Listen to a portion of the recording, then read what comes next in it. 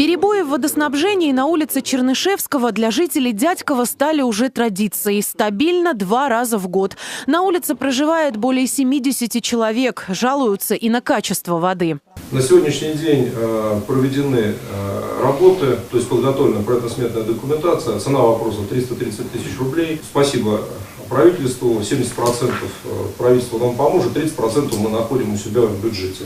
Работы завершим до конца лета. Еще одно коллективное обращение от жителей Рогнединского района. Из-за изменения в расписании село Вороново фактически осталось без автобусного сообщения. Транспорт в населенный пункт не заезжает. Преодолевать расстояние 9 километров от трассы – проблема. Нашли перевозчика, который это все осуществит. Мы с ним провели переговоры и, соответственно, исполним просьбу это жителей.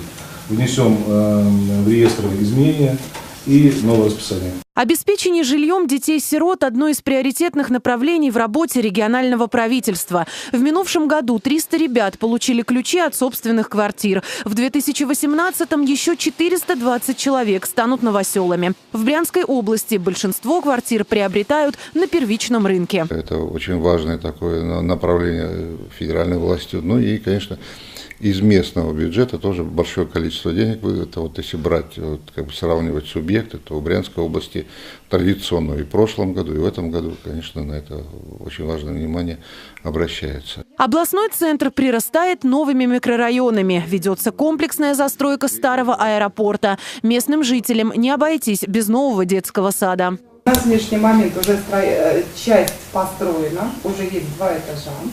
Поэтому сейчас проводятся определенные работы, которые связаны именно с выбором подрядной организации. К Новому году детский сад примет малышей. В Брянской области ликвидированы очереди в дошкольные учреждения. Все ребята от 3 до 7 лет обеспечены местами. Следующий шаг – создание ясельных групп. По этому году мы будем открывать 4 детских сада.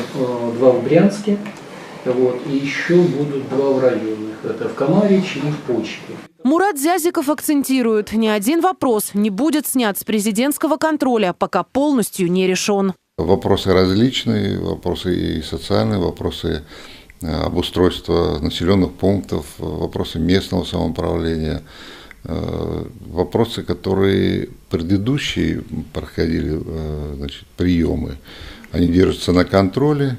И у нас по Брянской области неисполненных поручений нет. Работа с обращениями граждан в приемной президента будет продолжена. Елена Лыщицкая, Андрей Мазунин. События Брянск.